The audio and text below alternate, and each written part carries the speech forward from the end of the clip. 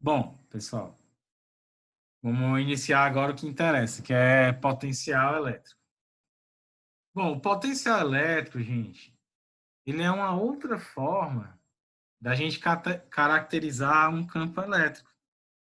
A gente pode caracterizar um campo elétrico vetorialmente, como a gente fez na explicação anterior, ou também nós podemos caracterizar um campo elétrico sem se preocupar com direção e sem se preocupar com sentido das coisas. Nesse caso, nós vamos usar uma grandeza chamada potencial elétrico. E o potencial elétrico não é um vetor, ok, pessoal? O potencial elétrico é uma grandeza escalar. A gente não se preocupa com direção nem sentido. Não faz sentido eu falar em direção e sentido do potencial elétrico, porque ela é uma função de ponto. Mais na frente eu vou explicar com mais calma que é função de ponto para vocês. Tá? Então, assim, portadores de carga elétrica e campos elétricos podem realizar trabalho. Ou seja, pode deslocar objetos, né, corpos, atraindo ou repelindo. Nós vamos chamar o potencial, vamos abreviar pela letra V maiúscula. E como eu disse, é uma grandeza escalar que caracteriza pontos, não são vetores, de um campo elétrico. Como eu falei, é uma função de ponto. A sua unidade é o volt. É uma homenagem ao físico italiano Alessandro Volta. Aqui é a foto dele. Okay? 1 volt, pessoal, é a mesma coisa de 1 joule por coulomb. É o trabalho realizado, certo? De 1 joule por uma carga de 1 coulomb. Isso no Sistema Internacional de Unidades, nosso famoso SI. Bom, definições matemáticas, né? Como eu disse para vocês, ó, o potencial, certo? Ele é matematicamente o potencial ele é definido pela energia potencial elétrica dividido pela carga. Ou também você pode definir como trabalho realizado por por uma determinada força elétrica dentro de um campo elétrico dividido pela carga.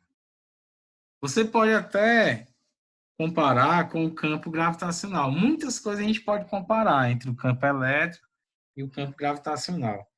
Se eu comparar isso aí com o campo gravitacional, eu posso fazer uma comparação com a energia potencial gravitacional, nesse caso. Ok? Aí nós vamos deduzir isso chegando aqui nesse final. Como é que nós vamos fazer isso? A energia potencial elétrica ela é definida pelo K0, que é a constante eletrostática. Aqui eu estou colocando como se fosse no vácuo. Vezes a carga fonte, que é o Q maiúsculo, vezes a carga teste, que é o Q minúsculo, dividido pela distância. Ó, tudo isso aqui, pessoal, que está circulado pela setinha, é a energia potencial elétrica. E eu vou dividir isso aqui pelo Q. Ó. Professor, eu tenho uma Oi, pergunta. Bianca. Caso não seja no vácuo, a questão vai dar para a gente onde é que Dá. vai ser? Tá, Ok. você não é obrigado a saber, por exemplo, quanto é a constante eletrostática no álcool. Não tem obrigação, não, certo? Mas, assim, geralmente nos vestibulares e no Enem, eles usam o vácuo como modelo, né? Como meio, ou ausência de meio. Ok, Bianca? Aham. E se for no vácuo, a questão ainda dá ou você tem que saber a do Dá, vácuo? dá. Mas, assim, a gente usa tanto isso que já está na corrente sanguínea, que é aquele 9 vezes 10 elevado a 9. Lembrou? Mais ou menos. Mais ou menos, né? Mas vai lembrar. Vamos já fazer um exercício com isso. Pois bem, ó. O que é que vai acontecer? Fração sobre outra fração, que aqui tem um aqui embaixo, invisível. Conserva aqui a de cima, que é ela, multiplico pelo inverso da de baixo. Se é Q sobre 1, o inverso dela vai ser 1 sobre Q. Esse Qzinho aqui, ó, dividido por esse Qzinho dá 1, então eu posso eliminar os dois. Vai ficar a equação do potencial, que é K, ou K0, se for no vácuo, vezes a carga fonte, dividido pela distância. Aí, Bianca, ó, não sei se foi a Bianca que falou, agora não tô lembrando. Lembra aqui, ó, que eu não vou nem me preocupar com a carga teste, ó, porque nem aparece aqui, ó, ela foi eliminada. Só vou me preocupar com a carga fonte. Né? A carga teste seria aquela bolinha azul do desenho anterior. Coloquei Fui eu que falei. Foi, né? Certo? Então, potencial é uma função de ponto. Como tem escrito aqui, ó, é uma função de ponto. Só depende do ponto, não depende do que eu coloco ali no ponto. Oi, Claudiane. A Leandra está perguntando o que é que representa o V. V é potencial, porque ela caiu e entrou depois, né, Leandro? V é potencial, certo? Que é a matéria nova que a gente está estudando. Potencial elétrico, V. Ok, Leandro? Bom, então nós vamos usar isso aqui, ó, pessoal. Nós podemos também, pode aparecer uma situação lá no vestibular, no Enem, que ele te informa já a energia potencial.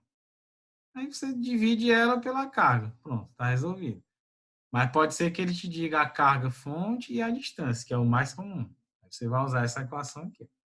Ok? Então, vamos passando. Bom. Aí eu tenho dois desenhos.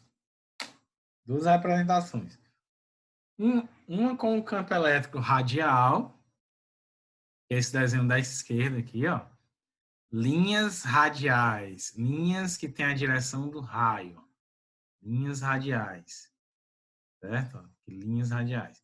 Mas também pode acontecer um campo elétrico uniforme, que é esse caso aqui, ó, da direita.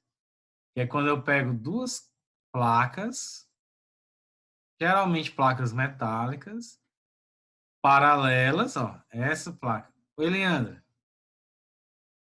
Professor, esse campo uniforme é o que acontece nas filhas também?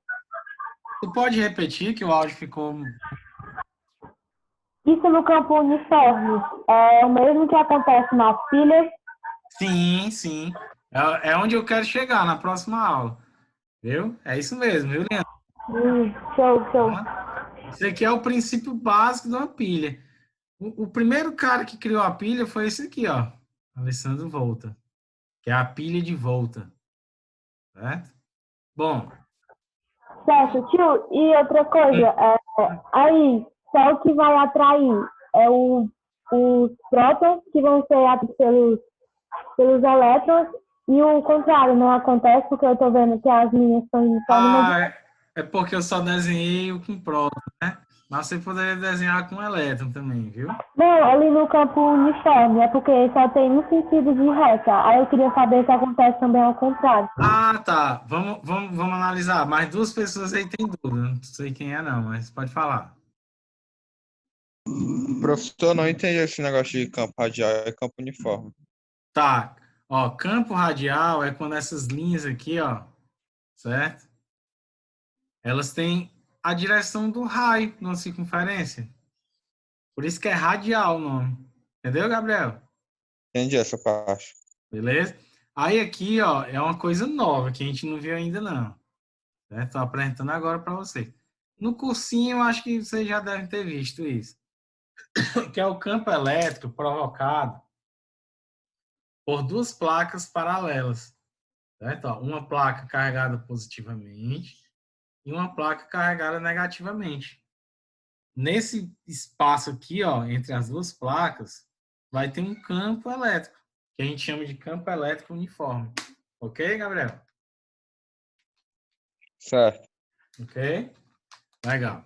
Então, gente, ó, esse desenho aqui ele tá meio poluído, mas eu acho que dá para entender.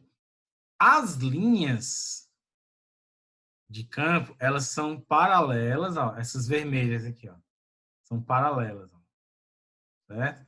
Então, se eu colocar uma bolinha aqui, dependendo da carga dela, ela vai nadar a favor da correnteza, e a correnteza ela funciona do mais para o menos.